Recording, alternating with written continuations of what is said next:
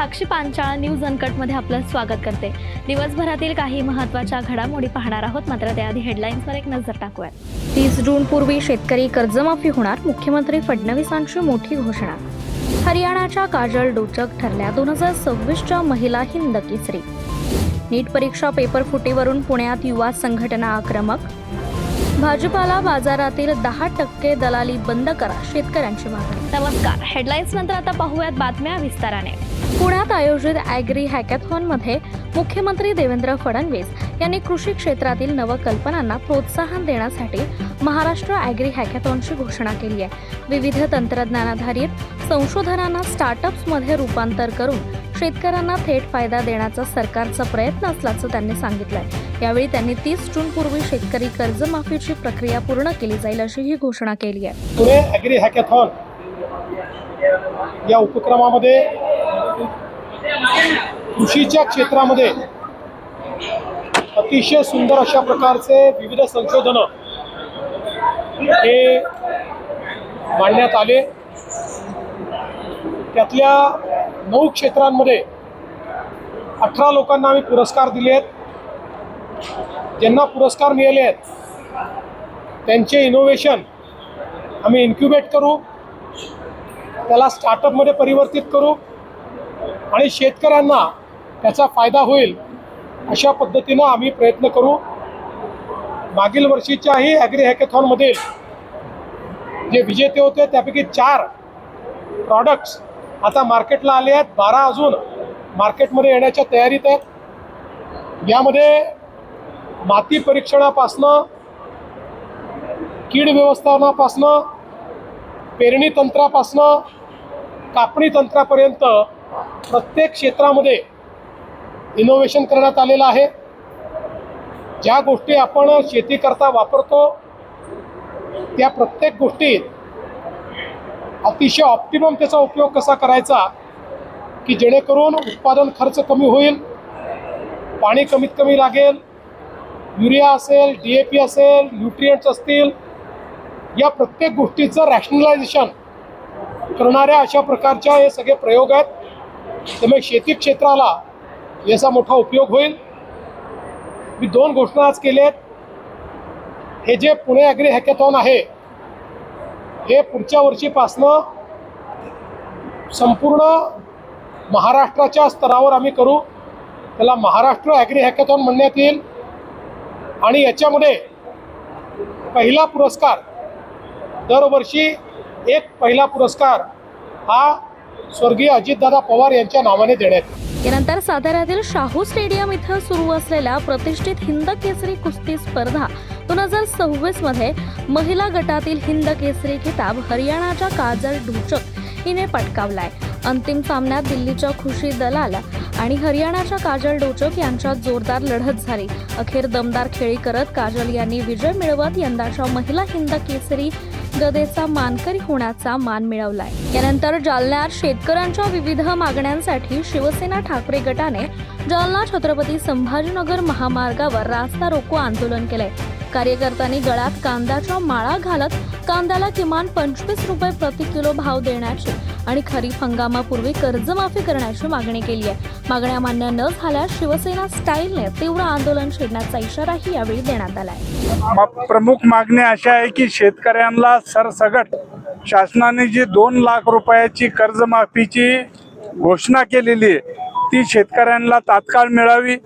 शेतकऱ्यांना येणाऱ्या काळामध्ये पेरणी करावं लागणार आहे, त्यामुळं तात्काळ कर्ज उपलब्ध करून द्या। शासनाने शेतकऱ्याच्या पाठीमागं खंबीरपणानं उभं राहिलं पाहिजे, हीच ती वेळ आहे आणि त्याच्यासाठी शिवसेना रस्त्यावर उतरून शेतकऱ्यांना न्याय मिळवून देण्यासाठी सज्ज आहे। कांद्याला भाव नाहीये आपल्या या ठिकाणी कांद्याच्या संदर्भात सुद्धा सध्या 5 रुपये किलो भाव आहे। शासनाने 12 रुपये किलोची घोषणा केली, परंतु त्या घोषणेनं काही होणार नाही। शेतकऱ्यांना 25 रुपये किलो प्रमाणे त्यांनी खरेदी केली पाहिजे आणि 1500 रुपये याप्रमाणे त्यांनी अनुदान दिलं पाहिजे किलो मागे, क्विंटल मागे। ही आमची प्रमुख मागणी आहे। हे आमचं रस्ता रोको आणि धरणे आंदोलन आहे। आज शेतकऱ्यांना जो हमी भाव मिळतोय 5 रुपयांनी त्याच्यासाठी सरकार जबाबदार आहे। डोनाल्ड ट्रम्प सोबत त्यांनी ट्रीटी साइन करून फॉरेनचे हे शेतकऱ्यांचा माल विकत घेत आहे आणि भारतातल्या शेतकऱ्यांना आज रस्त्यावर येण्याची वेळ आली आहे। आज एक शेतकरी मोती पवार म्हणून जे साखर कारखान्यामध्ये काम करत होते रामनगरच्या, आज त्यांची मुलगी रशियामध्ये MBBS करते, ती तिथे अडकली, तिला येण्यासाठी सुद्धा तिकिटाला सुद्धा पैसे नाही। आजच्या पेपरची ही बातमी आहे। त्या मुलींनी काय करावं, आज तिला रशियामधून इथे यायचे 2 लाख रुपये सरकारकडे त्यांच्या कारखान्याकडे त्यांच्या अडकलेले आहेत, ते सुद्धा आज कारखाने द्यायला तयार नाहीयेत। शेतकऱ्यांना आज जगावं की मरावं, डिझेल आणि पेट्रोलचा जो भाव झालेला आहे त्यामुळे शेतकऱ्यांना कुठे फिरणं सुद्धा मुश्किल झालेलं आहे, शेतीच्या मशागतीला सुद्धा त्यांना मुश्किल झालेलं आहे। त्यामुळे आज त्यांनी काम करावं की नाही करावं, जगावं की मरावं। आज आपला भारत हा 10 वर्ष मागे गेलेला आहे।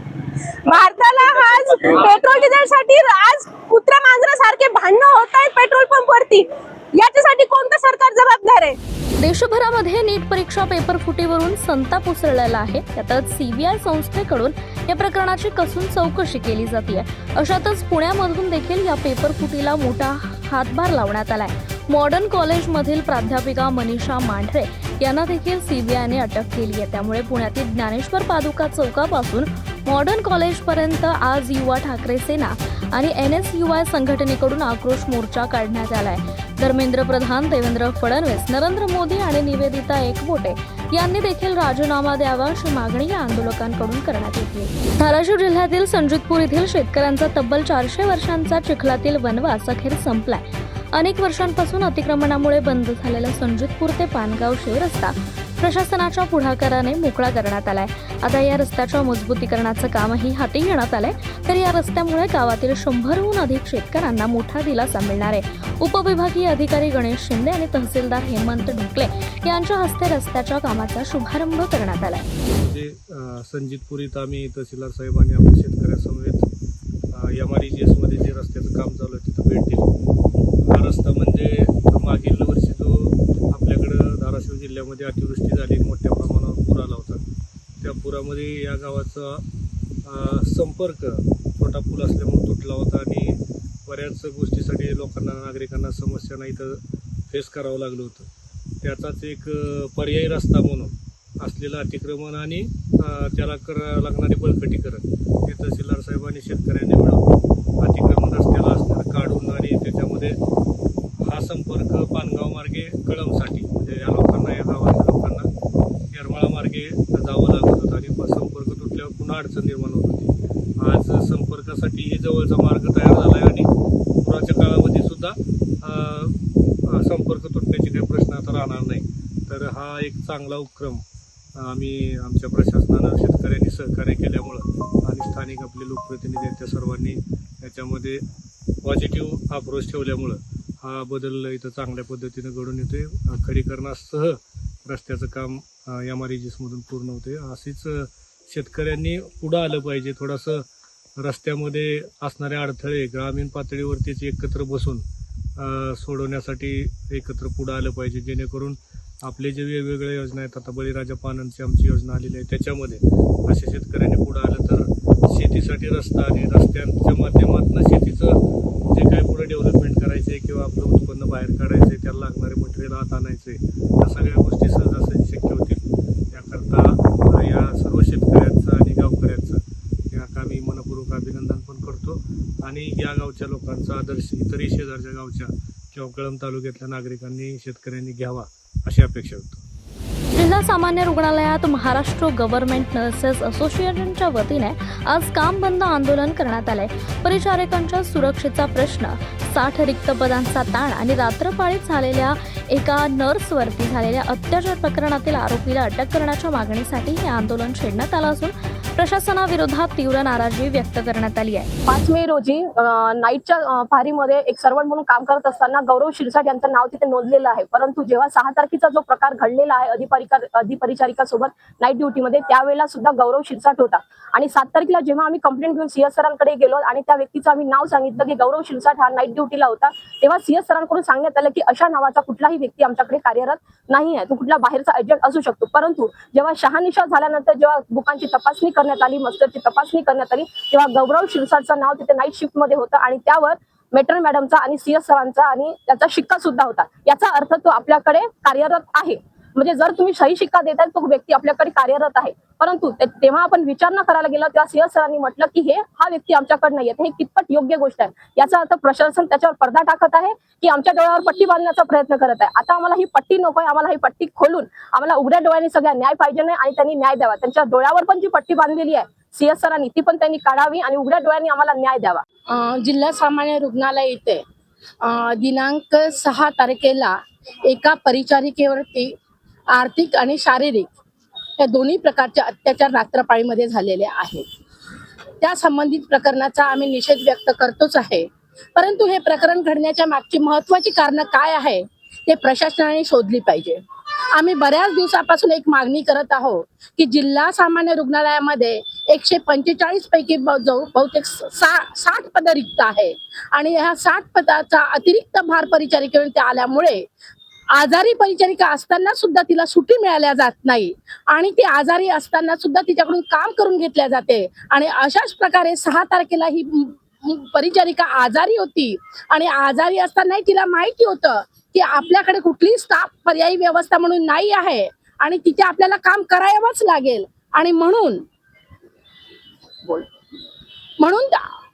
त्या परिचारिकेने आजारी असताना सुद्धा तिथे ड्युटी करायला सुरुवात केली आणि त्यामध्येच एक तोतया कर्मचारी, चतुर्थ श्रेणी कर्मचारी आला आणि तिच्या पाळण्याच्या पाड्यामध्ये काय ते तिने औषध टाकलं आणि तिच्यावरती अत्याचार केलेले आहेत.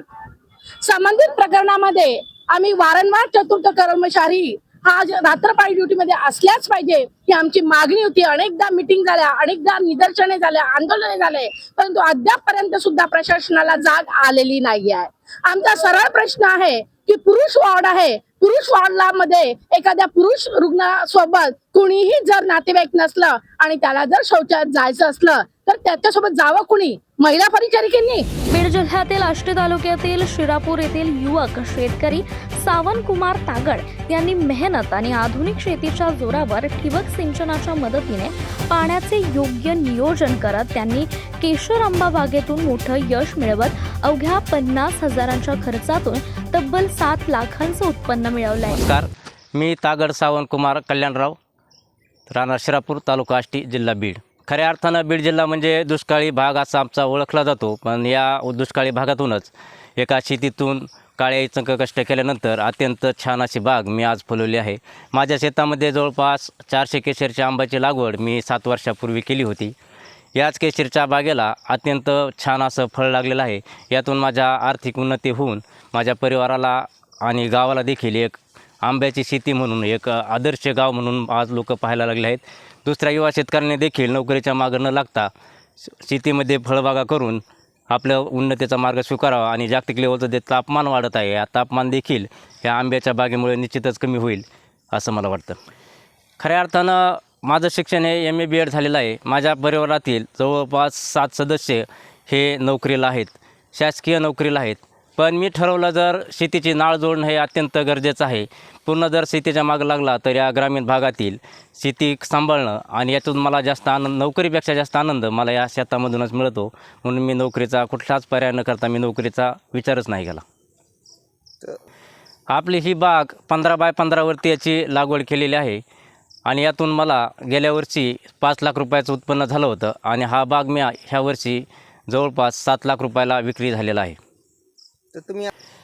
मी सर्व युवकांना माझी विनंती आहे, शिक्षण म्हणजे नोकरी नाही. जर नोकरी नाही लागली तर आपण व्यसनाधीन होतो. या व्यसनाधीनतेच्या मागं न लागता आपण स्वतःच्या स्वकर्तव्यावरी जर शेती केली आणि योग्यरीतीनं मार्गदर्शन जर घेतलं तर निश्चित शेती ही परवडेबल आहे. जगापेक्षा वेगळा विचार करून जर आपण वेगळी अशी शेती केली तर यातून निश्चितच तुमचा आर्थिक उन्नती होणार आहे.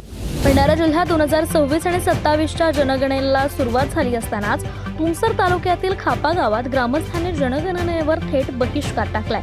जनगणनेच्या अर्जात OBC समाजासाठी स्वतंत्र कॉलम नसल्याने संतप्त ग्रामस्थांनी जनगणनेसाठी आलेल्या कर्मचाऱ्यांना गावात प्रवेश नाकारत आल्या पावली परत पाठवले. OBCसाठी स्वतंत्र रकाना समाविष्ट केल्याशिवाय गावात जनगणना होऊ देणार नाही अशी ठाम भूमिका ग्रामस्थांनी घेतली आहे. अमरावती भाजीपाला बाजारात शेतकऱ्यांकडून घेतली जाणारी 10% दलाली तात्काळ बंद करण्यात यावी अशी मागणी आता जोर धरू लागतीये. यासाठी शेतकरी बांधवांनी मुख्यमंत्री आणि पालकमंत्र्यांना निवेदन देत गुजरात राज्यातील विक्री पद्धत महाराष्ट्रात लागू करण्याची मागणी केली आहे. सध्या बाजारात भाजीपाल्याला विक्री करताना दलालामार्फत व्यवहार करावा लागत असून त्यामध्ये मोठ्या प्रमाणात दलाली आकारली जाते. त्यामुळे शेतकऱ्यांना आर्थिक फटका बसतोय असा आरोप करण्यात येतोय. गुजरातमध्ये ही दलाली खरेदीदाराकडून घेतली जाते. त्यामुळे तोच गुजरात पॅटर्न आता महाराष्ट्रात देखील लागू करावा अशी मागणी शेतकऱ्यांनी केली आहे. आम्ही जे इथं आलेलो आहे ते शेतकऱ्यांची होत असलेली लूट थांबवण्यासाठी इथं आलेलो आहे. एक म्हणजे आम्ही जेवढे काही आहे हे भाजीपाला उत्पादक शेतकरी आहे. जे आम्ही भाजीपाला APMC अमरावती मार्केटमध्ये नेतो त्यामध्ये शेतकऱ्यांपासून 10% दलाली घेतली जाते. ती दलाली बंद करण्यासाठी व दलाली घेतलेली पाहिजे यासाठी आम्ही इथं आलेलो आहे. ज्याप्रमाणे गुजरातमध्ये दलाली ही खरीददारापासून घेतली जाते त्याचप्रमाणे अमरावतीत ही दलाली ही खरीददारापासून व व्यापाऱ्यापासून घेतली गेली पाहिजे. दुसरं म्हणजे बियाणे व खते त्यावर औषध यावर ज्या MRP आहे MRP वर पॅरामीटर लावण्यात यावं. कारण 200 रुपये मार्केटमध्ये भेटणारी जी वस्तू आहे तिच्यावर 10 ते 20% पट हे म्हणजे 200 रुपयामध्ये जर जे वस्तू आपल्याला भेटून राहिली त्या वस्तूवर 2000 1500 अशी MRP दिली जाते. त्यामध्ये मोठ्या प्रमाणात शेतकऱ्यांची लूट होते. ती लूट थांबवण्यासाठी व ह्या दोन्ही मागण्यावर प्रशासनाचा जागा करण्यासाठी व लक्ष केंद्रित करण्यासाठी इथं आम्ही निवेदन देण्यात आलं. अमरावती बाजार समितीमध्ये जेव्हा तुम्ही तुमचा माल घेऊन जातो जेवढे काही दलाल आहे जे भाजी मार्केटमध्ये तिथं आहे लायसन धारक जेवढे सगळ्या इकडे आम्ही सर्व इकडे टाकून पाहिलं आहे. पर्सनली नाव घेता नाही येत कारण सगळे एकाचं नाव एक घेत असलं तर एकाचं नाव घेतलं असतं. पण सर्रास ही 10% पहिले 8% होती आता 10% झाली. ही दलाली मोठ्या प्रमाणात आहे आणि हमाली आज 10 किलोचं जरी पन्नी नेली तिथं तर 5 रुपये हे हमाली घेतली जाते. स्वतः शेतकऱ्यांना काढल्यानंतरही हमाली तिथं घेतली जाते. म्हणजे एखादी गाडी जर आली शेतकऱ्यांना खाली केली ते गाडी खाली केल्यानंतर शेतकऱ्याजवळून ते दलाली घेत म्हणजे शेतकऱ्याजवळून ते हमाली काढल्या जाते तिथं. तर हे शेतकऱ्याची जी होणारी लूट आहे हे तात्काळ प्रशासनानं त्यांच्यावर जबाबदाऱ्या टाकून बंद करण्यात. पुणे जिल्ह्यातील जुन्नर तालुक्यात आज भीषण एसटी अपघात झालाय. गुंजाळवाडी परिसरात शेगाव कल्याण एसटी बस अज्ञात वाहनाला वाचवताना ओढ्यात जाऊन 2 ते 3 वेळा पलटी झाली आहे. या भीषण अपघातात बस चालकासह 2 जणांचा मृत्यू झाला असून 18 प्रवासी जखमी झालेत. जखमींवर आळेफाटा येथील खासगी रुग्णालयात उपचार सुरू आहेत. पुरंदर तालुक्याच्या सासवड इथे कांद्याला 25 रुपये हमीभाव मिळावा या मागणीसाठी काँग्रेसच्या वतीने जोरदार आंदोलन करण्यात आलं. कार्यकर्त्यांनी रस्त्यावर कांद्यांच्या पिशव्या टाकून महायुती सरकार विरोधात घोषणाबाजी केली आहे. यावेळी नीट पेपर फुटी प्रकरणाचाही निषेध व्यक्त करत संबंधितांवर कारवाईची मागणी सुद्धा करण्यात आली आहे. यानंतर जालन्याच्या काही पेट्रोल पंपांवर इंधनासाठी त्याचा जो साठा आहे तो संपलाय. त्यामुळे वाहनधारकांची गैरसोय होतीये. इंधन उपलब्ध असलेल्या पेट्रोल पंपांवर आता मोठी गर्दी होतीये तर नागरिकांना रांगेत उभं राहून इंधन भरावं लागतंय. दरम्यान इंधन पुरवठा लवकरच सुरळीत करण्याची मागणी नागरिकांकडून करण्यात येते. अभी जिस तरीके से हालात सभी पेट्रोल पंप के ऊपर चल रहे हैं, जो आज हमारे जो 2 पेट्रोल पंप है जय भारत और हिंद पेट्रोलियम, यहाँ पर हमने कंपनी को 4 से 5 दिन तक का पैसा भी मार कर रखा है. पूरा टैंकर का पैसा भी मार कर रखा है पर अभी तक 4 से 5 दिन हो गए कंपनी कुछ स्टॉक दे नहीं रही है, कुछ टैंकर एलोकेट कर नहीं रही है. पेमेंट क्लियर होने के बाद में भी अभी तक हमको स्टॉक मिला नहीं है. उसकी वजह से जितना भी रिजर्व के अंदर हमारे पास में फ्यूल है उसका हमारे पास जितना बाकी है हम वो कस्टमर्स को दे रहे हैं. उसकी वजह से जो गर्दी हो रही है हम उसको कैसे भी करके खत्म कर रहे हैं. ये क्या दिक्कतें आ रही है आपको? दिक्कत ये आ रही है कि कंपनी के पास शॉर्टेज का एक ऐसा न्यूज आ रहा है बट इनिशियली इंटरनल क्या मैटर है उसका कुछ पता नहीं है. पेमेंट हमारी तरफ से टैंकर की पूरी हो चुकी है जिसको ऑलमोस्ट 4 से 5 दिन हो चुके हैं बट अभी तक हमको कोई एलोकेशन मिला नहीं है कंपनी की तरफ से. फ्यूल टैंकर आ रहे हैं? फ्यूल टैंकर आ रहा नहीं है, हमको टैंकर मिल नहीं रहा है, अलोकेट नहीं हो रहा है. अच्छा, इस कारण फिर कुछ पेट्रोल पंप बंद भी हो गए. बहुत सारे जालना में आप पेट्रोल पंप देखेंगे जहाँ पर वो पेट्रोल पंप बंद भी है. उसका कारण भी यही है कि बहुत सारे डीलर्स ने पैसा मारा हुआ है फिर भी उनको अभी तक स्टॉक मिला नहीं है. जी तो अभी दिक्कतें क्या आ रही है? यहाँ पे जहाँ पेट्रोल और डीजल है वहाँ गाड़ियों की भीड़ देखने को मिल रही है. जी अभी जैसा कि बहुत सारे आरओज जो है जालना के अंदर वो बंद है, उससे कस्टमर्स के बीच लोगों के बीच एक पैनिक की सिचुएशन बन चुकी है. जैसा कि स्टॉक अवेलेबिलिटी के लिए एक सवाल खड़े हो रहे हैं कम लोगों के बीच. इसीलिए लोग पैनिक करके बहुत सारे आरओज के ऊपर गर्दी करके अपना जो भी है फ्यूलिंग करवा रहे हैं. ये स्थिति कब तक सुधरेगी ऐसा लगता है? अभी इसका तो हम कोई जवाब दे नहीं सकते एज ए डीलर्स, ये आपको कंपनी जवाब दे सकती है। बट इनिशियल स्टेज पे क्या लगता है कब तक 8-10 दिन? इसका मैं आपको कुछ ऐसा पर्टिकुलर टाइमलाइन नहीं बता सकता हूँ, पर जल्दी कंपनी उसके अंदर रेजोल्यूशन जरूर लाएगी, क्योंकि इस तरीके से चीज़ें नहीं चल सकती है। डीलर्स भी इसके अंदर से बहुत सारा एक प्रॉब्लम्स फेस कर रहे हैं इसके रिगार्डिंग, बट जल्दी सुविधाएं जो है वो वापस से नॉर्मलाइज हो जाएगी। उजनी धरणासाठी संपादित झालेल्या जमिनी खासगी कंपनीला देण्याच्या शासन निर्णयाविरोधात आज इंदापूर तहसील कार्यालयावर उजनी प्रकल्पग्रस्त शेतकऱ्यांनी भव्य असा जन आक्रोश मोर्चा काढलाय। संपादित अतिरिक्त जमिनी मूळ मालकांना परत याव्यात, खासगी कंपनीसोबतचा करार रद्द करावा, पुनर्वसन व मोबदला तात्काळ द्यावा, तसंच हिंगणगाव आणि तरटगाव येथील जमिनींची मोजणी थांबवावी अशा प्रमुख मागण्या आंदोलकांनी केल्यात। शासनाने शेतकऱ्यांच्या मागण्या तत्काळ मान्य करून नाही दिल्या आणि न्याय द्यावा अशी मागणी आता महाराष्ट्र रिपब्लिकन पक्षाचे संस्थापक अध्यक्ष संजय सोनावणे यांनी केली आहे। या बातमीसह आजच्या बुलेटिनमध्ये इथेच थांबूयात। धन्यवाद।